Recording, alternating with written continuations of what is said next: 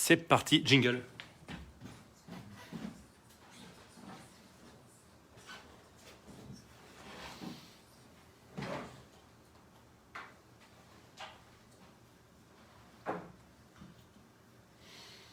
Et bien c'est parti, voilà, générique ici, là vous n'avez pas le générique, c'est la page La vie c'est important, un double live, on recommence en 2021 comme en 2020, le mardi à 17h, un rendez-vous pour 30 minutes, ça va passer très très vite encore, j'ai beaucoup de contenu aujourd'hui, on s'est équipé en 2020 avec la notion du sens, non pas les sens sensitifs, mais le sens, la signification, voire la direction, je ne vous refais pas l'émission, vous la retrouvez sur la chaîne YouTube Olivier Bay, il y a les replays de chaque émission, et aujourd'hui, pour commencer la nouvelle année, la connerie. Oui, je commence très très fort, la connerie, à ma façon toujours, et donc on va voir comment on traite de ce sujet-là. On va voir aussi qu'il s'agit aussi souvent d'interprétation, que la connerie peut être interprétée de différentes façons. Donc le con et la connerie de façon générale, et le jugement qu'on peut en faire. C'est le début de l'année, est-ce que je vous dis bonne année? J'ai pas envie de vous dire bonne année, alors je vous dis meilleure année. Meilleure année, je vous dis pas pourquoi, vous l'avez deviné, je ne fais pas l'actualité depuis quelques mois. Les résolutions, j'en fais rarement, donc je ne vais pas en faire encore plus cette année, mais plutôt moins en 2021. Donc meilleure année, qu'elle soit rieuse, qu'elle soit joyeuse, qu'elle soit épanouissante, qu'elle vous apporte ce que vous attendez, mais qu'elle soit surtout meilleure que la précédente. Bonne réponse. On y va, c'est parti. Donc la connerie. La connerie, de quoi s'agit-il? Juste avant, pour resituer, pour ceux qui découvriraient le concept de l'émission, ce concept, en une demi-heure, chaque mardi, je parle d'un thème qui souvent plus ou moins issu de mon spectacle, de mon concept, de mes conférences. La vie, c'est important, comme un portant de vêtements. C'est-à-dire que dans ce concept, je pars du postulat que l'habit fait le moine, et chacun des personnages constitue une porte d'entrée pour accéder à une méthode de travail sur soi. Donc j'utilise l'humour, j'utilise la dérision, j'utilise la légèreté parfois, et des messages via des personnages issus de métiers que j'ai pratiqués, mes nombreux métiers, 21 à 20 ans, mais j'ai arrêté de compter en 2015. Donc tous ces métiers-là m'inspirent pour faire des personnages et ils passent des messages, ils vulgarisent, ils donnent des notions, des outils, des conseils sans prétention pour vous aider à optimiser votre quotidien. Donc la connerie. Quand je cherche la connerie dans le dictionnaire, souvent je pars sur le con. Le con, synonyme de con, c'est synonyme d'idiot, d'imbécile, de stupide. Nous avions donc terminé, je l'avais dit, le sens, c'était le thème de la fin de l'année. Donc l'envers du bon sens, ça pourrait être quelque part la connerie. Non, c'est comme si c'était une continuité de l'émission. Mais si je définis la connerie elle-même, non pas le con, la connerie, stupidité, parole stupide, action idiote, imbécilité, absurdité, c'est des choses que vous trouvez quand vous cherchez à définir ce terme. Alors avant de prendre quelques exemples, la connerie, certains en ont fait un métier, ça peut être de la matière pour faire des sketchs. Effectivement, beaucoup d'humoristes sautent sur la moindre occasion, la moindre ineptie pour s'en servir et faire de l'humour. Donc là, en l'occurrence, c'est un métier, utiliser la connerie dans ce sens-là.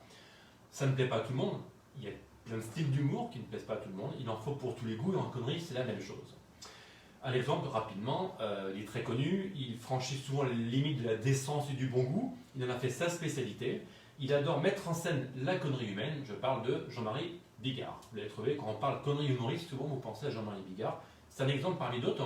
Si je parle de conneries de façon large sur le net, sur YouTube ou sur Internet de façon générale, c'est très très facile de trouver des vidéos de conneries entre guillemets, de tout et de grand n'importe quoi, ça fait légion, de catastrophes, d'incidents, d'accidents même parfois, bref, plein de choses qui font le buzz, parce qu'on se rend compte que souvent c'est ça, le but de la connerie, c'est aussi parfois de faire le buzz. J'y reviendrai. Autre exemple aussi, certaines télé-réalités sont assez affligeantes. Quand vous cherchez les bêtisiers de télé-réalité, le mot connerie revient assez facilement. Ça n'engage que moi. Une fois de plus, pour ceux qui découvrent l'émission, tout ce que je vais donner comme exemple, tout ce que je vais utiliser comme illustration n'engage que moi. Je ne vous demande pas d'être d'accord avec moi. Vous pouvez interagir et appeler au 08 92 23 95 20. 08 92 23 95 20 pour dire ce que vous pensez, vous, de la connerie. Vous pouvez dire non, Olivier, je ne suis pas d'accord avec toi, tu te trompes. Bref, la connerie semble décomplexée en 2020-2021, voire banalisée. En ma question, est-ce qu'il y a plus de cons qu'avant? Ça, c'est une question. Regarde, Morgane, elle n'a pas la réponse. Est-ce qu'il y a plus de cons qu'avant? Moi, je pense surtout qu'ils sont plus visibles. On les voit plus qu'avant. À l'ère de la communication, de la digitalisation, du numérique, de la surconsommation dans plein de médias différents, forcément, le con est beaucoup plus visible. Et ce qui fait qu'un con est un con, c'est qu'il aime qu'on le remarque. Donc, par définition, un con discret ça n'existe pas. Et oui, un con doit se faire voir, donc on dit il va te faire voir, ça c'est autre chose, mais lui veut qu'on le voit, donc forcément un con c'est visible. En même temps, la connerie nous rassure inconsciemment, je vais expliquer, sur nos propres valeurs car elle permet de nous jauger. J'explique. Face à la connerie, c'est comme si vous étiez face à du vide, à un précipice. Quand vous dites heureusement que je ne tombe pas là-dedans, donc dans le précipice, heureusement que je ne tombe pas dans cette connerie, et ça vous rassure, dire j'en suis pas là. Et du coup, ça vous attire en même temps au point de détester, car on adore détester les cons. Donc je vais en reparler parce que je vais aussi vous donner des indicateurs du con et quelques outils pour en sortir ou s'en extraire ou s'y échapper.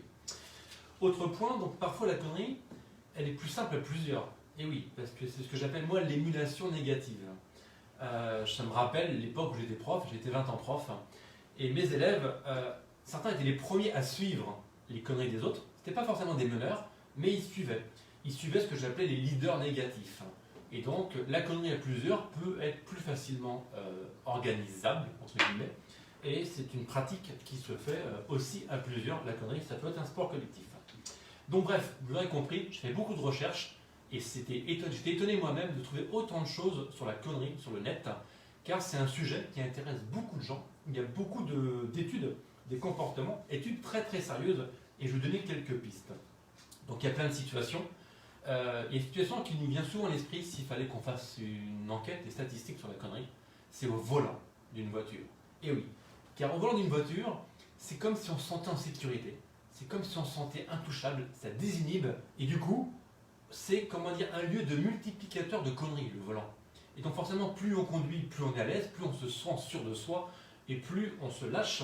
J'ai lu des articles avant de faire cette émission, j'ai regardé des reportages, des gens qui ne se reconnaissent pas eux-mêmes au volant, qui sont des connards, entre guillemets, puisque c'est le thème de l'émission, mais qui sont incapables d'avoir le même comportement en dehors de la voiture. Donc effectivement, la voiture est un lieu où la connerie peut être très rapidement contagieuse.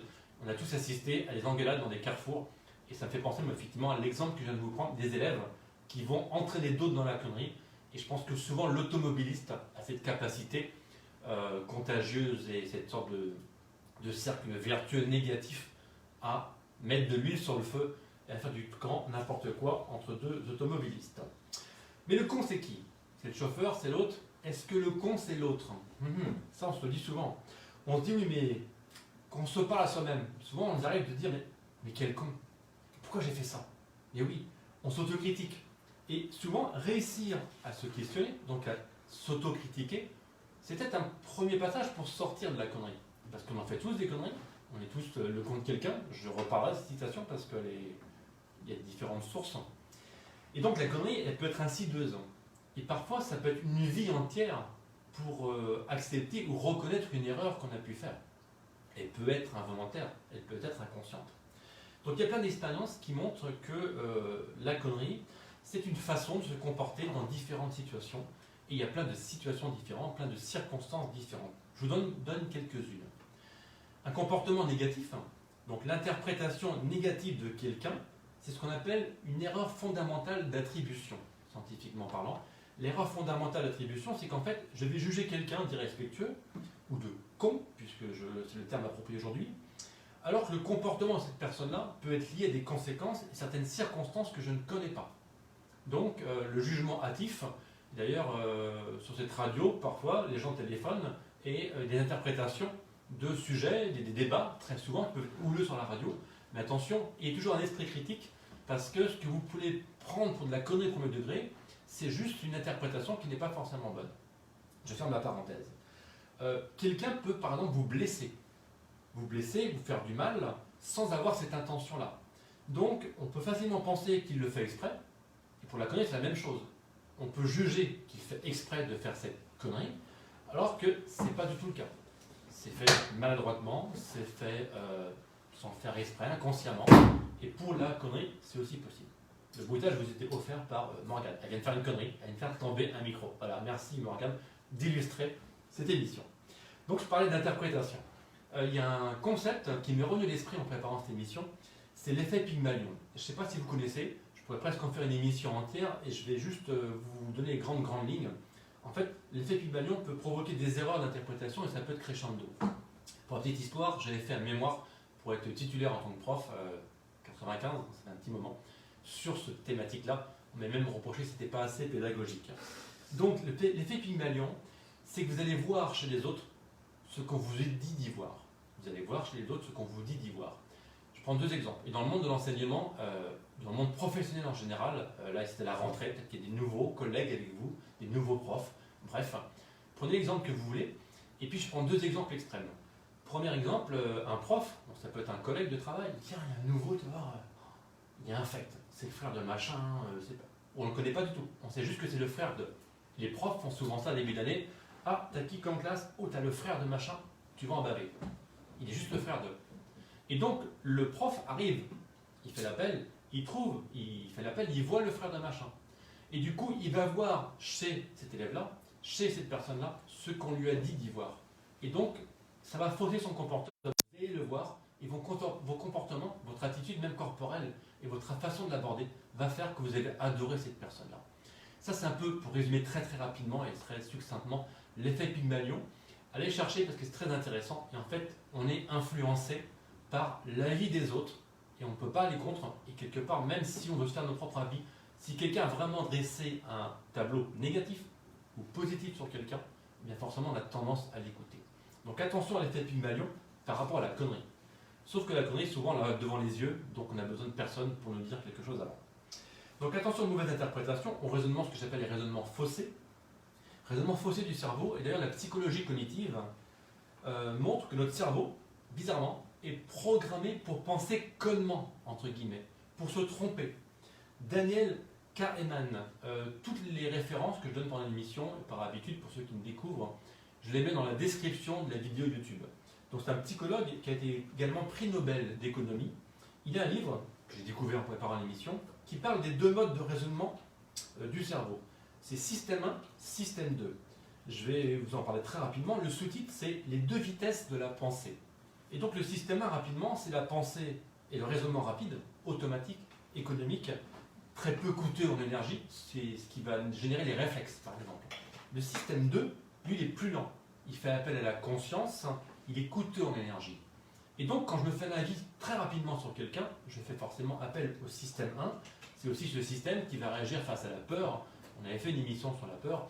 Et donc là, je ne refais pas l'émission sur le cerveau reptilien, sur l'amygdale au niveau du cerveau. Donc le système 1, il va créer les intuitions également.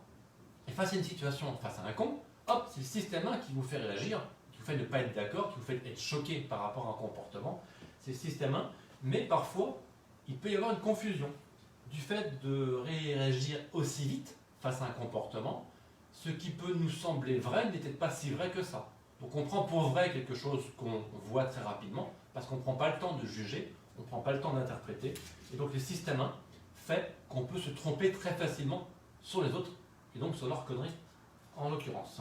Donc le cerveau se trompe, et il existe de nombreux biais cognitifs, des sortes de, de raccourcis de la pensée. Comme si c'était une pensée automatique par ce système 1, je réagis très vite, je réfléchis très vite, j'interprète très vite, et donc ces raccourcis, ce que j'appelle les biais cognitifs, sont souvent inconscients. Ils sont très faciles, c'est pas fatigant, ça ne demande pas d'énergie, hop, je vois et je suis quasiment sûr d'avoir raison, sauf que j'ai pas pris le temps de réfléchir, de développer mon esprit critique, de prendre du recul par rapport à une situation, et donc par rapport à un con, je pense qu'effectivement, c'est sûr, c'est un con, ça se voit. Mais on redéfinira le con tout à l'heure. Donc les scientifiques estiment même qu'il existe une centaine de biais cognitifs, de raccourcis, d'interprétation par rapport à une situation, par rapport à une chose, par rapport à une personne.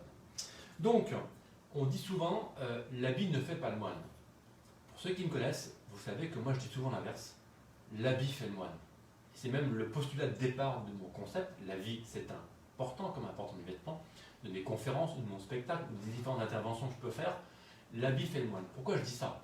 Parce qu'on est un petit peu dans le culte de l'apparence, et le système même du cerveau fait que, hop, je vais regarder quelqu'un, je vais le toiser, et en fonction de l'habit, je vais me faire un jugement. Alors, ok, l'habit ne fait pas le moine. C'est une façon de dire qu'effectivement, il ne faut pas se fier à l'apparence. Mais on sait très bien que dans les faits, on a beau dire cette phrase, qui pour la petite histoire, l'habit fait le moine, l'habit ne fait pas le moine, pardon, c'est un dicton français, et l'habit fait le moine, c'est un dicton allemand. Je vous laisse fouiller là-dessus. Et donc, moi, en l'occurrence, quand je dis ça, c'est par provocation, Et c'est au final pour montrer qu'on se trompe tous et qu'on a tendance à s'arrêter trop facilement sur les apparences, sur le jugement, sur l'autorité que peut apporter une tenue. Sur les remarques scientifiques que j'ai trouvées en préparant l'émission, on parle de l'autorité de la blouse blanche. Sur les scientifiques, sur les médecins, cette blouse blanche, cet habit, donne une certaine présence, une certaine autorité. On aura tendance à interpréter un jugement par rapport à cette tenue. L'apparence, je l'ai dit, par rapport à l'échelle sociale également. Mais donc, c'est la même chose pour l'interprétation de la connerie. Je vais être influencé par une tenue, par un comportement, c'est un tout qui fait que, hop, je vais classer cette personne-là, bah lui c'est un con, ça se voit. Donc les deux systèmes se trompent aussi, parce que le système 2 se trompe aussi. Le système 1, en réagissant trop vite par l'intuition, fait qu'il ne donne pas assez de temps pour prendre du recul. Et le système 2, je trouvais ça intéressant, parce que sur Radio Ici et Maintenant, il y a plein de thèmes qui sont débattus par rapport à l'actualité. Et souvent, on parle de fake news, de complotisme. Mais pour ceux que ça intéresse, le système 2, eh bien justement, se nourrit du complotisme et des fake news, puisqu'on n'a pas le temps, on a le temps en théorie d'aller fouiller, d'aller vérifier. Et ce qui est étonnant, c'est qu'on va trouver tout ce qui nous conforte dans l'idée que nous avons raison. On se force à voir les choses différemment. Donc, si j'illustre une fake news que j'ai trouvée, et je pense que cette fake news, à mes yeux, est vraie, tout ce que je vais faire comme recherche, comme par hasard, va me conforter dans mes idées. Parce que je vais être conditionné pour ne voir que ce qui m'arrange moi. Et donc le système 2, qui me laisse du temps au niveau du raisonnement dans le cerveau, va me nourrir uniquement des éléments, des ingrédients qui servent à mon interprétation d'origine. D'autres notions scientifiques, je ne vais pas vous donner les 100 notions scientifiques, ce qu'on appelle le biais de confirmation. Le biais de confirmation, est-ce qu'il est facile, d'après vous, de changer d'avis quand on a déjà une opinion? Est-ce qu'il est facile de changer d'avis lorsqu'on a déjà une opinion? En fait, on retient plus facilement et naturellement les arguments qui vont dans l'autre sens. C'est ce que je viens d'expliquer par rapport aux fake news. Quand on a une opinion, même très faible sur un sujet, toutes les informations qu'on reçoit et qu'on va chercher, comme par hasard, on va retenir ce qui renforce notre idée de départ. En fait, on retient ce qui confirme ce que l'on croit déjà. Donc changer d'avis lorsqu'on a un avis très arrêté, c'est pas évident. Donc quand on voit un con qu'on a identifié comme tel devant soi, le voir autrement qu'un con, eh bien c'est pas si facile que ça. Donc notre difficulté à tous, c'est quoi? Pour moi, j'en ai identifié une grosse, c'est qu'en fait, nous ne sommes pas capables d'aller jusqu'à l'acceptation de l'avis des autres. On n'est pas capable d'accepter, on le prend pour con, mais c'est mon interprétation, peut-être que cette personne n'est pas con, ou conne, pardon. Et en fait, la connerie est une interprétation, la connerie est un jugement, même s'il y a des cas extrêmes, j'y reviendrai, où là c'est dur de ne pas mettre cette personne dans cette case-là. Mais donc à l'extrême, ne pas être capable d'accepter des avis différents, à l'extrême, c'est ce qui provoque des guerres, tout simplement.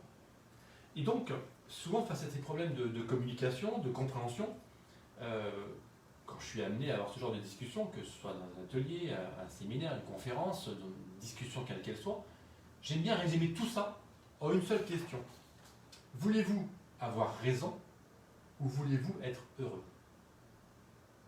Voulez-vous avoir raison ou voulez-vous être heureux? Je vous laisse répondre à cette question. Pour moi, il n'y a pas d'autre question. Tout est résumé ici. Et donc forcément, si je vais au fond de cette question, je veux absolument avoir raison, je vais être dans le conflit, je vais être dans l'opposition. S'il y a un con en face de moi et que je ne suis pas d'accord avec lui, ça va être difficile d'être heureux dans la situation. Si je lâche, si je prends la distance, je respire et je passe à autre chose, peut-être que c'est une proposition, une issue à voir. Vous allez me dire quel rapport avec la connerie? Bonne question. Et bien justement, pour moi c'est l'essence même de la connerie. Quand on dit c'est un con, cette personne-là, c'est un con, ça revient à dire quoi? Ça revient à dire c'est quelqu'un qui ne change pas d'avis. Il ne pense pas comme moi, donc c'est un con. C'est quelqu'un qui n'a pas l'humilité de reconnaître qu'il peut avoir tort. Donc tout de suite, c'est un con. Je raccourcis, je provoque, je généralise volontairement, à la fois par rapport au format d'émission, mais par rapport au fait qu'effectivement, c'est souvent des raisonnements qu'on peut avoir.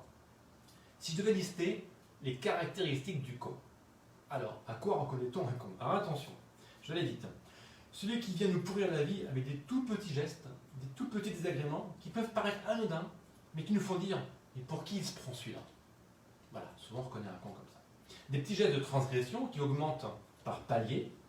Exemple, doubler dans une file d'attente, jeter un papier par terre, mégot, crotte de chien. Alors ça c'est récurrent parce que j'en ai déjà parlé en 2020, et dernière émission je crois d'ailleurs, et j'avais même fait la promesse d'en faire une émission entière, uniquement sur les crottes de chien, et là vous voyez ça revient, donc je pense vraiment que je vais y aller. On va se faire une émission de crottes de chien bientôt. Juste une petite parenthèse parce que ça c'est infernal. On en parlait avec Morgane juste avant. Vous savez que la mascotte de l'émission c'est Marvel, dalmatien, qui grandit de séance en séance. C'est incroyable le nombre de crottes de chien qu'on voit dehors. C'est pas Marvel, hein. Morgane a fait attention, mais j'arrive pas à comprendre ce comportement d'incivisme, d'irrespect, de foutage de gueule. Pour moi, là c'est la connerie. Le papier qu'on jette par terre, le mégot qu'on ramasse pas, les crottes de chien qu'on ramasse pas, là, pour moi, c'est difficile en l'occurrence de mettre cette personne autrement que dans la catégorie d'un con. Et j'aimerais que tous ceux qui ramassent pas leurs crottes de chien, j'aimerais que ce soit eux qui marchent dedans. Que eux, pas nous, que eux. Mais ce sera l'émission, donc on fera une émission spécialement là-dessus. Donc, caractéristique du vrai con, j'en étais où? Transgresser une règle a effectivement un petit côté jouissif. Hein. Parce que quand je fais quelque chose d'interdit, c'est bien. Donc pourquoi s'en priver? Donc le con est très content. Donc quand on voit quelqu'un qui transgresse toutes les règles, à mon avis, c'est un con. Pour le con, tout est normal. Eh bien oui, c'est même son droit pour lui, voire son devoir, de montrer qu'il peut faire des choses que vous n'avez pas le droit de faire. Et ouais, le con a un sentiment de supériorité. C'est sa réussite pour lui. Plus il fait ce qu'il fait, plus il fait ce qu'il a envie de faire, et plus dans son droit. Ça peut être une conséquence de sa réussite, une conséquence de son éducation, du regard des autres. Quelqu'un qu'on va admirer peut prendre la grosse tête et devenir con. Donc on peut aider un con à devenir encore plus con. Si on lui serre les pompes à longueur de journée, il va devenir très très con. Le vrai con est très très proche du narcissique de personnalité. Alors quelqu'un qui a un vrai manque d'empathie, très très narcissique, il a tout pour être un bon con.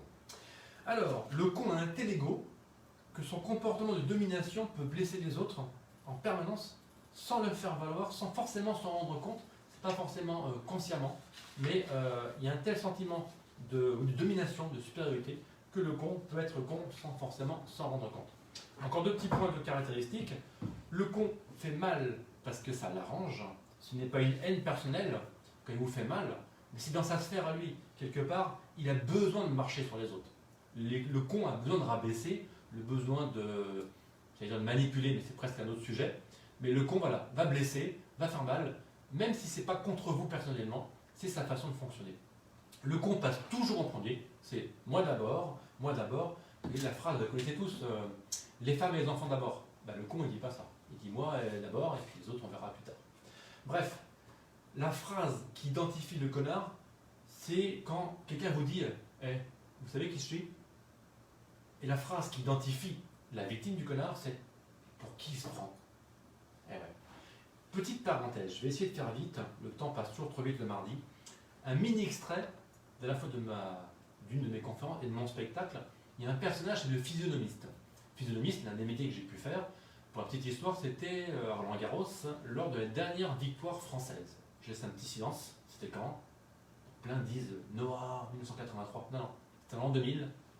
Dernière victoire française. La réponse, Morgane? 2017. En 2000, dernière victoire française, c'était Marie Pierce. Ah, pardon. Donc c'était en 2000. Ça fait 20 ans, ça fera 21 ans au prochain Roland-Garros. Bref, j'étais physionomiste, c'était pas un métier très compliqué de contrôler des badges pour l'accès au central.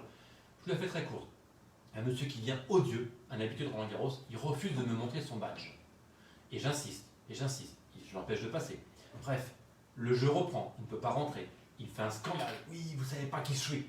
Ça, c'est une belle phrase de connard. Vous savez pas qui je suis. Au moment où il peut enfin rentrer, il prend le badge, il me jette le badge à la tête. Donc là, il rentre. Voilà. La journée se continue. Moi, j'étais habillé comme un mec qui contrôle les badges, donc pas terrible. Mais le soir, j'étais invité à une soirée, très privée. Habillé différemment, quand je vous dis que l'habit fait le moine. Et là, je croise le monsieur du matin. Il me dit, on se connaît? Moi, je l'ai reconnu. Et je lui dis, bah non, je crois pas. Et là, je lui dis avec un petit clin d'œil, le premier des deux qui reconnaît l'autre, vient nous voir pour trinquer une deuxième fois. Chin, et il s'en va. Il dit, ah, vous êtes marrant, vous. Il m'a pas reconnu. Je la fais très courte, la soirée avance, il me regarde, il m'en connaît pas, et moi je fais celui qui cherche. D'un seul coup, celui d'arriver arriva. Il me reconnaît. Il revient vers moi, tout blanc, et me dit cette phrase magique de connard. Oh, je ne savais pas que vous étiez quelqu'un. C'est énorme. Véridique. Je ferme la parenthèse parce que ça ferait une conférence ou spectacle entier. Je ne savais pas que vous étiez quelqu'un. C'est ça pas une phrase de connard, je m'y connais pas. Donc, des outils face à la connerie. Comment faire pour sortir de la connerie, pour identifier la connerie, pour faire face. Alors, parfois, un simple mot d'excuse peut désamorcer une situation. Et puis, si le mot d'excuse vient du con lui-même, ah ben, c'est encore plus magique. Mais l'excuse peut effectivement permettre de sortir d'une situation tendue. C'est un petit peu la même chose dit différemment, l'acceptation. L'acceptation permet de sortir de plein de situations, dont la connerie. Écouter ses émotions quand on est touché, quand on est blessé. C'est un indicateur que là, le con, là, il m'a fait mal. Donc, s'écouter soi-même, c'est une façon de se sortir de la situation. Ne pas continuer à aller dedans. Émotionnellement, donc se détacher de ce qui vient spontanément, parce que l'émotion, elle n'est pas forcément contrôlée. L'émotion est toujours corporelle, la pensée est mentale, l'émotion est corporelle. Et forcément, hop, vous ressentez quelque chose corporellement, c'est un indicateur pour vous dire, oula, je suis pas à ma place, j'ai vite sorti. L'autodérision, l'humour relativisé, prendre ça avec légèreté, donc dit différemment, c'est presque déconner pour sortir de la connerie. Et oui, s'autoriser à rigoler de soi-même, ça peut être sympa. Et surtout, éduquer l'esprit critique, développer son esprit critique. Voilà, j'arrive déjà aux citations. Il y en a beaucoup et je pense que je vais réduire parce que je n'aurai pas le temps de toutes les donner. Citations, donc à chaque fois je m'amuse à trouver des citations ou des expressions avec le thème du jour. Alors là, il y en a foison sur Internet. Trop bon, trop con. Eh ben ouais, trop bon, trop con. L'expression qui veut dire être trop gentil, on finit par être pris pour un ignare. Trop beau, trop con. Expression du XXe siècle, donc elle est plutôt récente, qui s'emploie de langage familier pour signifier que si on se montre trop gentil, trop serviable, on finit par être vu comme un idiot, comme un naïf. Petite parenthèse, j'ai découvert la semaine dernière, il y a une chanson de Grégoire qui s'appelle Une trace d'amour, et le sous-titre c'est Chanson pour les trop bons, pour les trop cons. Vous irez fouiller, je vous mettrai également dans le lien. Autre expression, être con comme un balai. Ah ouais, con comme un balai, alors je sais pas si c'est encore d'actualité, on n'en parle plus trop. Totalement stupide, complètement bête, vraiment très con. Et je voulais chercher l'origine coquine de cette expression, allez chercher vous-même. En Bretagne, il ne pleut que sur les cons. Ah oui, c'est une phrase qu'on dit en Bretagne apparemment. Réplique des Bretons faite aux touristes qui se plaignent de la pluie en Bretagne. Et notre variante, il semblerait qu'on dise aussi il ne pleut que sur les Parisiens, mais je n'ai pas trouvé l'origine de cette expression. Piège à con. Eh oui, un piège à con. Il s'agit d'un leurre grossier, une expression issue du vocabulaire militaire pour piéger les esprits faibles pour qu'ils puissent tomber facilement dans le panneau. Expression également utilisée par les contestataires politiques, notamment en mai 68, pour qualifier les élections. Allez, quelques expressions de Frédéric Dard, il y en a plein sur les, j'en ai pris deux. Rien n'est plus voluptueux pour un pas con que d'être pris pour un con par un con. Rien n'est plus voluptueux pour un pas con que d'être pris par un con par un con. Frédéric Dard. Deuxième de Frédéric Dard, il y a plusieurs façons d'être con, mais le con choisit toujours la pire. Il y a plusieurs façons d'être con, mais le con choisit toujours la pire. Le pire con, c'est le vieux con. On ne peut rien contre l'expérience. Citation de Jacob Brod. Les cons, ça ose tout. C'est même à ça qu'on les reconnaît. Elle est très connue de Michel Audiard. Bonne réponse, Marianne. Avoir l'air con peut être utile, mais l'être vraiment serait plus facile. C'est de Coluche. Bref, au final, je parle souvent de la notion de curseur. Donc le yin n'existe pas sans le yang, le bien sans le mal, le positif sans le négatif, le beau sans le moche. Bref, ce curseur, cette perception, cette interprétation, c'est à vous de déplacer. Ok, crotte de chien, mégot, papier, c'est une extrême, c'est forcément des cons. Mais parfois, le con n'est peut-être pas aussi con qu'on voudrait bien le croire. Il y a le vrai con, puis il y a le faux con. Alors c'est pas l'oiseau. J'y pensais, j'ai dit le faucon en radio, il n'y a pas d'image, le faucon, non, c'est un oiseau. On va dire le non-con. Le non-con, il est prêt, hein, le fake-con, ah le fake-con, c'est ça. Le faux-con, le non-con, est prêt à reconnaître son erreur. Eh oui, alors que le vrai con, lui, ne reconnaît pas, il a toujours raison. Le vrai con a toujours raison, il reste sur sa position, et il prouve qu'il est effectivement con. Donc il reste, il ne fait pas d'introspection, il ne prend pas de recul, il n'y a pas d'esprit critique chez lui.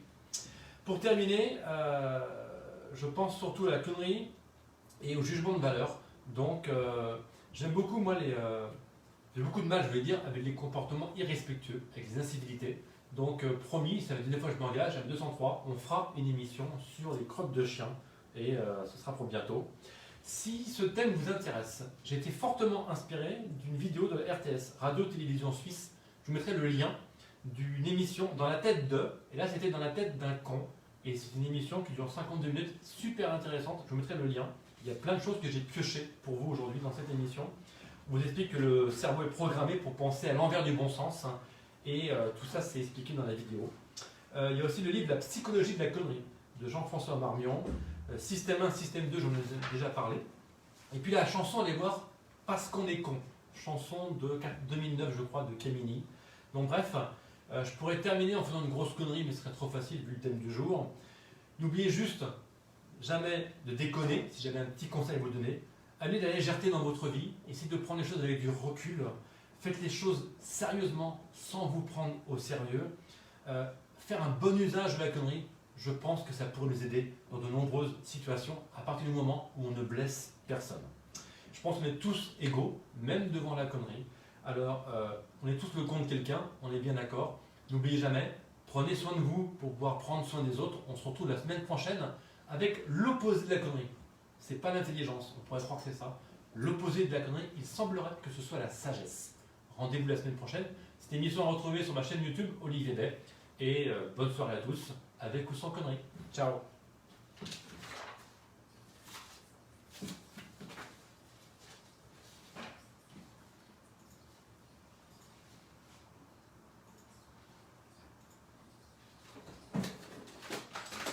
Ah, je suis plus entendu. Ouais, non, j'ai... Je regardais. Non, parce que parfois j'oublie. La connerie. Bon ben voilà, on a appris plein de choses. Ouais. Merci Olivier. Sur les crottes de chien, ça va être intéressant. Ah ouais. Mais en plus, on peut parler aussi des mégots, des gens qui bien sûr, jettent bien leur sûr. masque par terre. Je pense que j'ai amené la leçon de respect. Respect, irrespect. Je vais être Ouais. respect versus irrespect. Mais non, mais même il y a des gens qui jettent leur masque par terre, je comprends pas, des gants enfin, Bien, pas bien quoi. en plastique, ouais. Mais en fait, ça change le con parce qu'en fait, pour eux, c'est normal. Tu leur fais une remarque, ils te regardent, c'est quoi le problème? Ils te regardent, ils disent, pas de soucis. J'ai oublié de te demander avant, c'était quelqu'un juste après. Non, non, Non. heureusement, parce que sinon. C'était un peu là, bon. Mais je devinais qu'il y avait personne qui faisait son pantalon. Oh oui, non, Je trouve le j'ai tranquille, trouvé je dis bon. Ah, t'es là toi? T'as compris, c'est la fin de l'émission, tu rentres, trop forte. J'ai parlé de toi, Armel, pendant l'émission. Ouais, les messages J'ai dans, parlé de toi. dans J'ai l'émission. dit que Ouais. les crottes de chien dans la rue, c'était pas toi.